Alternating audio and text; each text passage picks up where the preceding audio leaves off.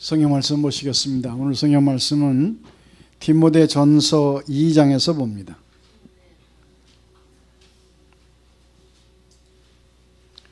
디모데전서 2장 1절서부터 7절에 있는 말씀까지 보겠습니다.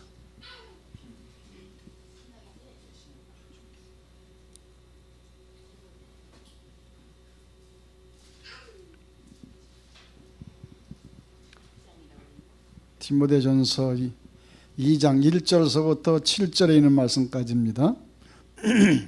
함께 봉독을 하시겠습니다. 그러므로 내가 첫째로 권하노니 모든 사람을 위하여 간구와 기도와 도구와 감사를 하되 임금들과 높은 지위에 있는 모든 사람을 위하여 하라. 이는 우리가 모든 경건과 단정한 중에 고요하고 평안한 생활을 하려 함이니라. 이것이 우리 구주 하나님 앞에 선하고 받으실 만한 것이니 하나님은 모든 사람이 구원받으며 진리를 아는 데 이르기를 원하시느니라. 하나님은 한 분이시요 또 하나님과 사람 사이에 중보도 한 분이시니 곧 사람이신 그리스도 예수라. 그가 모든 사람을 위하여 자기를 속전으로 주셨으니 기약이 이르면 증거할 것이라. 이를 위하여 내가 전파하는 자와 사도로 세움을 입은 것은 참말이요 거짓말이 아니니 믿음과 진리 안에서 내가 이방인의 스승이 되었노라. 아멘. 오늘 본문 말씀을 보면 하나님이 받으실 만한 것과 하나님이 원하시는 두 가지가 있습니다. 오늘 이것을 여러분들 잘 이 말씀을 이해하시고 듣고 정말 우리 하나님께서 나에게 이걸 원하고 계셨구나, 그걸 깨닫는 것이 오늘 이 말씀의 의미가 있습니다. 예배 한번 드리고 끝나는 거 뭐 누구나 알 수 있어요.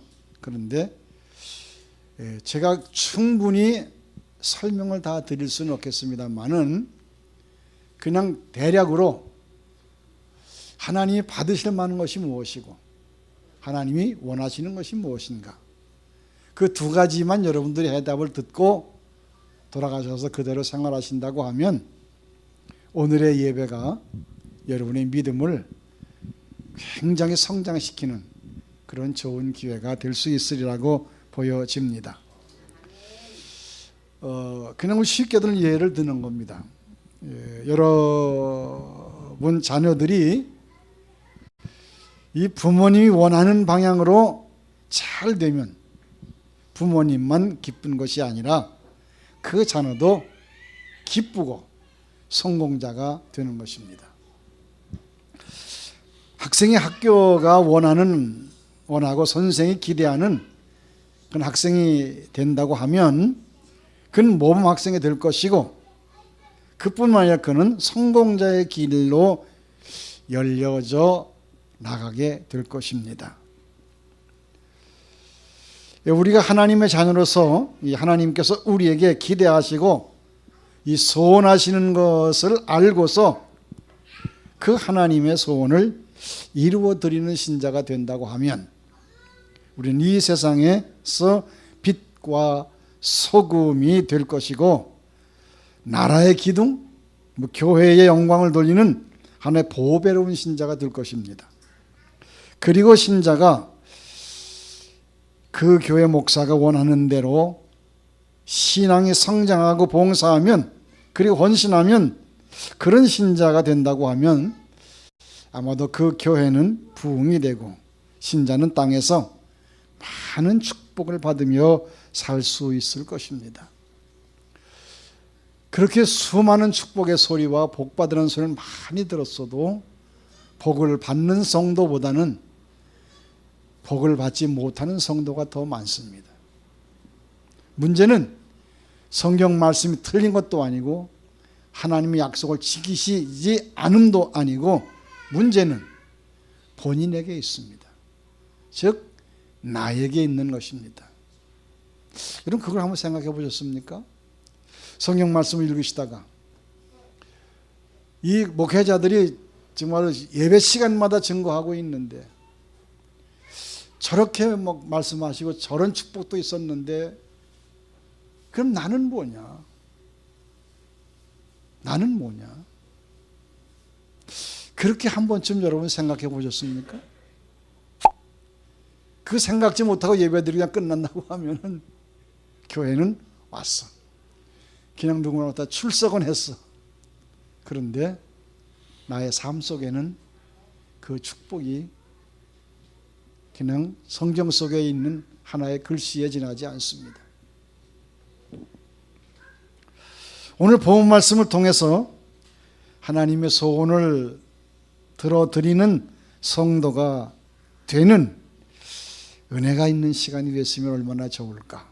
저도 그렇게 생각을 해봤습니다.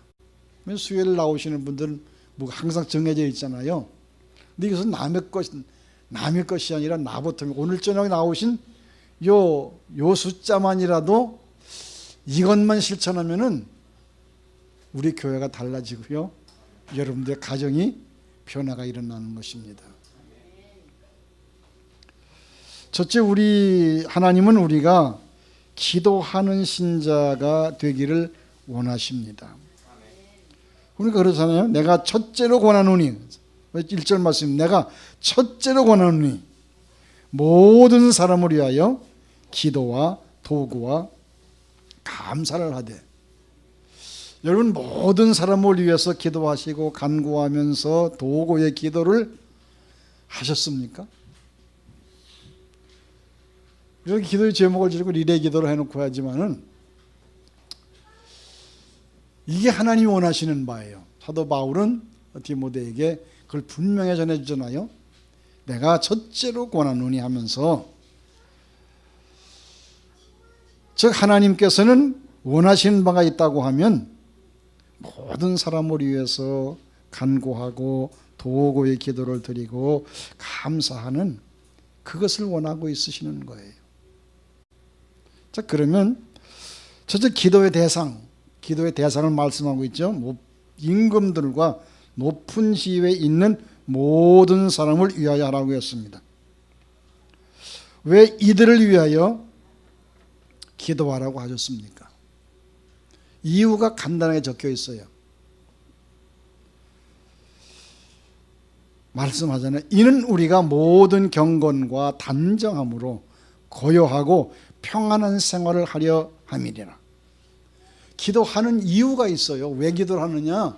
그냥 난 뭐 시간 내고 내 정열 쏟고 내 힘 다 바쳐가지고 기도했는데 나는 뭐야? 그런데 그 기도의 대가가 나에게 있어요. 뭐죠? 모든 경건과, 사람들이 경건하게 산다는 거 얼마나 좋습니까?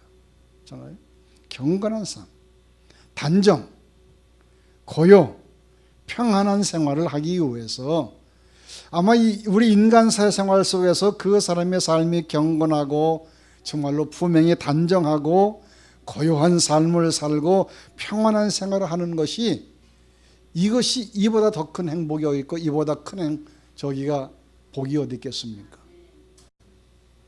왜? 그래서 임금들과 높은 지위에 있는 사람들을 위해서 기도하라고 하는 이유가 여기에 있는 거예요. 그것은 내가 평안한 생활을 하기 위해서입니다. 임금 높은 지위에 있는 사람들이 정치를 잘해야 국민이 잘 살게 되는 것입니다. 경건도 단정도 고요도 평안도, 이런 생활을 정치권이 있는 사람들이 잘해야 되는 것이죠. 요즘 우리 정치권을 보면은 어떻든가요? 서로 헐뜯고 끌어내립니다. 서로 그 자리, 그 정권을 찬탈하기 위해서 가진 방법을 다 쓰는 거예요. 잘하는 건 잘한다 그러고 못하는 건 못해야 되는데 그냥 무조건 안 되는, 무조건 안 되는.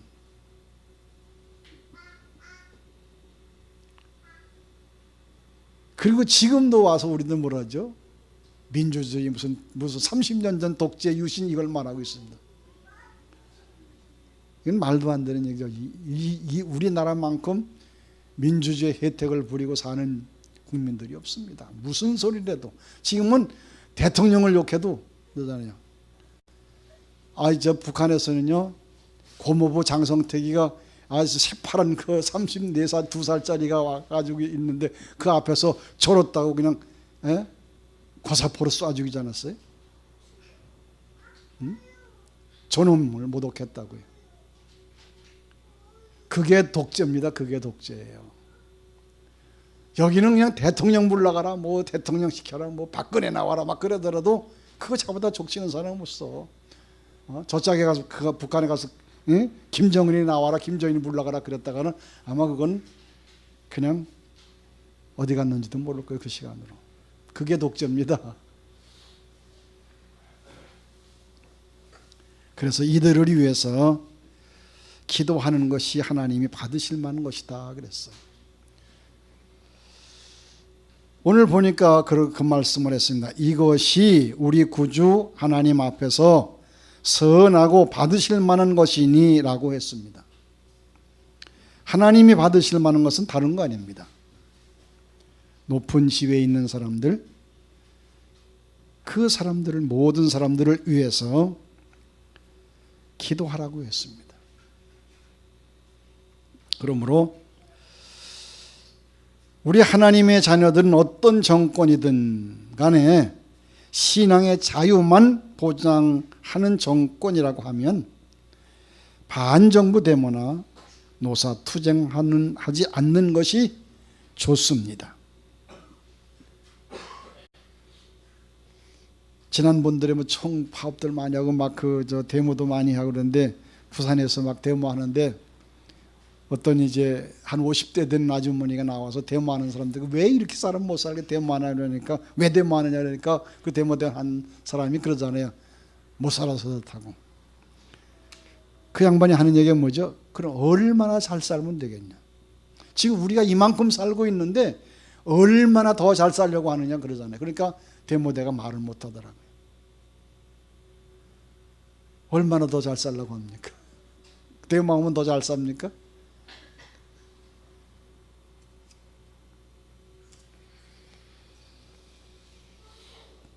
그러므로 우리는 어떻습니까? 불평, 불만 이런 토로를 표출하기보다는 우리 성도들은 모든 사람을 위해서 그리고 정권을 잡아서 정치하고 있는 그 위정자들을 위해서 기도하는 것이 하나님이 원하시는 바입니다. 이 성경 말씀이 있으니까 그대로 따라야 되잖아요. 그렇잖아요? 그들을 깎아내리려고 끌어내고 그 불평하고 토론하고 데모는 하고 막 물러가라 무슨 내려와라 그렇게 한다고 하면 그 인생 편하게 살 수 있겠습니까? 아니, 오히려 그들이 있는 동안에 잘할 수 있도록 위해서 기도하는 것, 이게 하나님의 뜻입니다. 하나님이 원하시는 거예요. 두 번째 하나님이 소원하는 것이 있습니다. 4절 말씀에 보니까 하나님은 모든 사람이 구원을 받으며 진리를 아는 데 이르기를 뭐라고 했어요? 원하시느니라. 이게 하나님이 원하시는 거예요. 하나님은 그냥 죄인들이나 악인들이 멸망하고 심판하고 지옥 가는 걸 원하시는 것이 아니라 여기 하나가 붙어서 모든 사람입니다. 그렇잖아요? 모든 사람이 구원을 받기를 원하시고 진리를 알기를 원하시는 것이 하나님이 원하시는 바예요. 그래서 하나님이 원하시는 것은 이 모든 사람들을 이렇게 구원시켜서 우리가 그들로 하여금 진리를 아는 데 이르도록 만들어 주는 것이 우리의 할 책임입니다. 첫째는 이렇게 하나님이 권하시는 것이죠. 모든 사람을 위하여 기도와 간구와 이렇게 도구를 해라고 하는 것도 마찬가지입니다. 자, 그러면 여기서 한번 좀 생각해 보려고 합니다. 기도하며 전도하는 사람은 그런 사람들을 이렇게 구원시킬 수가 있고 진리를 알게 할 수가 있습니다. 여기에 네 가지가 있어요. 즉 하나님이 전도하라고 명령하셨기 때문에 우리는 어떻든 안 된다 하지 말고 되니까 한다 하지 말고 어떻든 그냥 그것을 하는 거예요. 되고 안 되는 건 그건 어떻게 하겠습니까? 그렇잖아요. 우리 하면 되는 거예요. 하라고 그랬으니까 그냥 하는 거예요. 예수님께서도 세상에 오셔서 우리가 분부하신 것이 시작부터 마지막까지가 뭐냐? 승천하시면까지도 그분이 하신 말씀은 전도 와서 모든 만 백성을 구원해 내리는 거예요. 그게 예수님께서 원하셨던 거고 부탁한 겁니다. 다음 말씀 세 번째는 지옥 갈 영혼을 어느 시간에 죽어도 천국 갈 준비를 시키는 것이 이게 전도인 것입니다.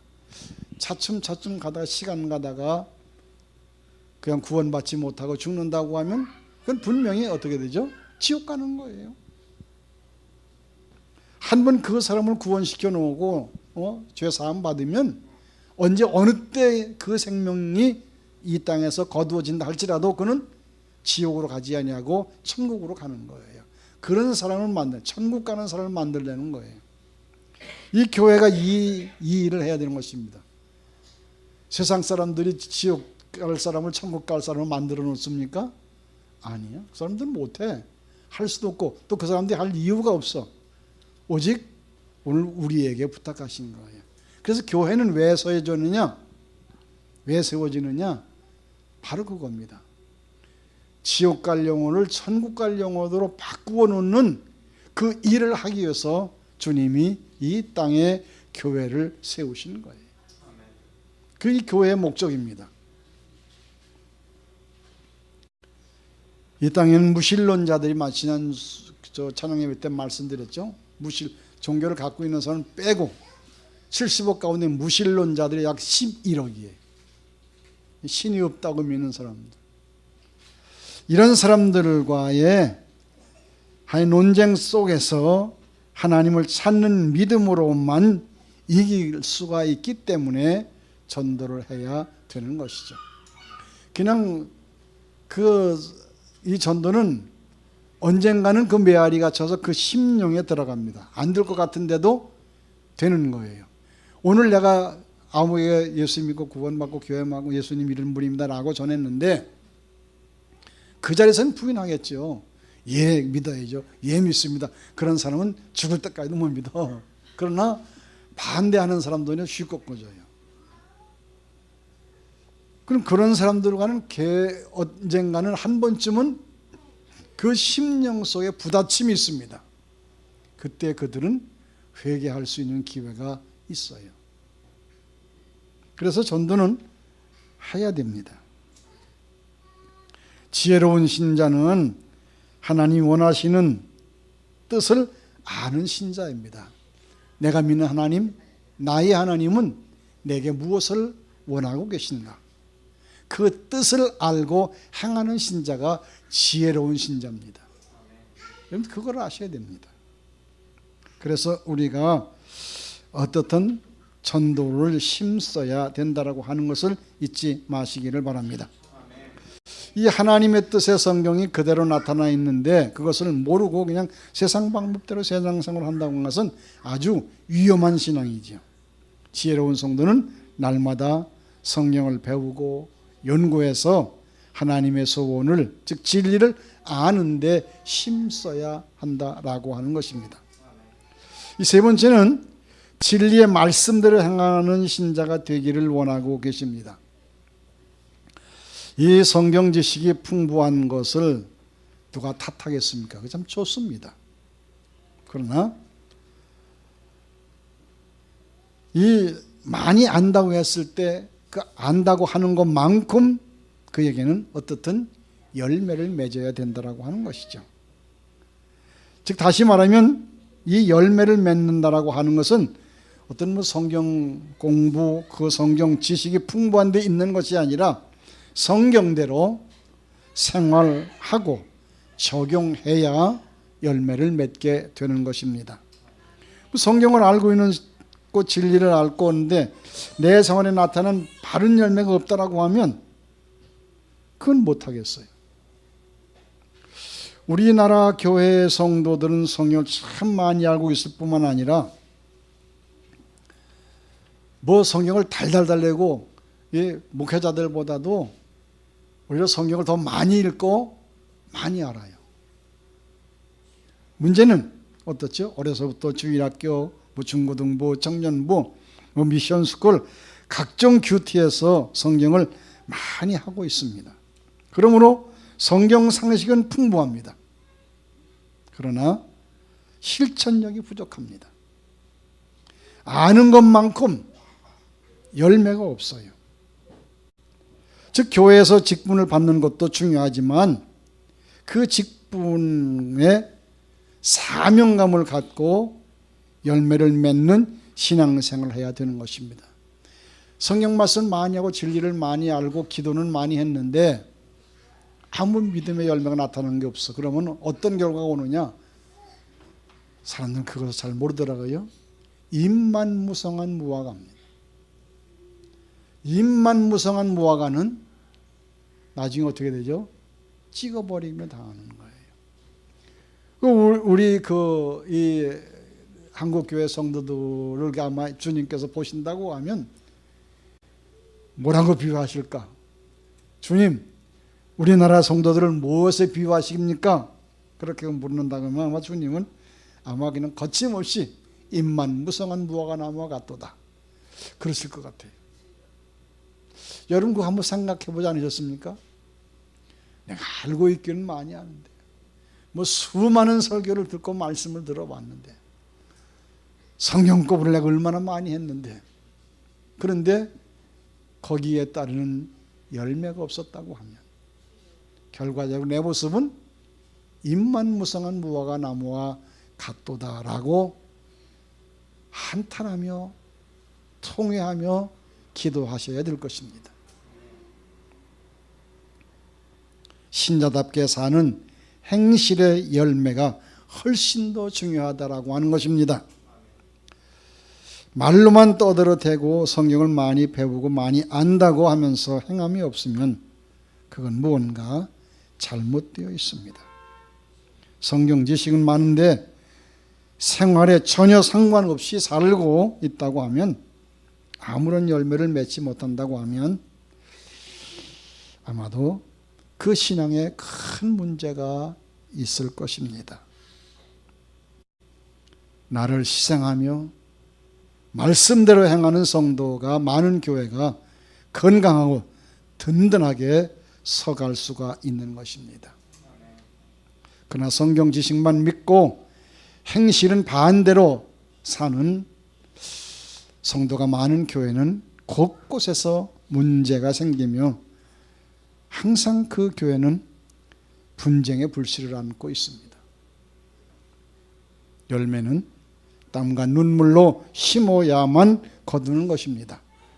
우리 주님은 여기서 두 가지를 요구하셨습니다. 하나는 모든 사람을 위해서 집권자들도 임금들과 높은 지에 있는 사람들과 위해서 기도하라. 그 기도를 하라고만 끝난 것이 아니라 거기는 내 삶이 직접 연결이 되어 있어. 내가 그냥 쉽게 말하면 잘 살기 위해서 기도하라는 거예요. 내가 잘 살기 위해서 그 사람들을 위해서 기도하라. 그 사람들이 정치를 잘하고 그 사람들이 잘하고 높은 지에 있는 사람들이 잘해주면 우리는 평안하고 고요하고 안전하게 그런 삶을 살 수가 있을 것이냐 아니냐라고 분부하셨습니다.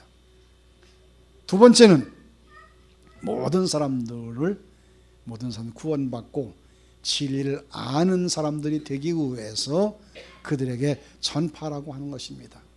바울은 그것을 알았어요. 그래서 내가 참말을 하고 거짓말하지 않으니 내가 이방인들을 나가서 가르치는 사도가 되었고 스승이 되었노라고 고백을 하는 것입니다.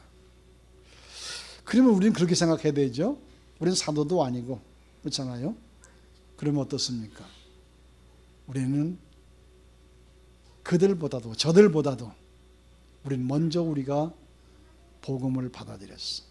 먼저 우리를 하나님께서 구원시켜 주셨어. 왜 나를 이 시대에 저 사람들보다는 나를 구원하셨까? 내가 아무리 전에도 믿지 못하고 반대를 하는 저 사람들 틈에서 왜 나를 먼저 구원시켜서 하나님의 백성으로 하나님의 자녀로 이렇게 살아가게 하셨는가? 한 번쯤 생각해 보셔야 될 것입니다. 기도하시겠습니다.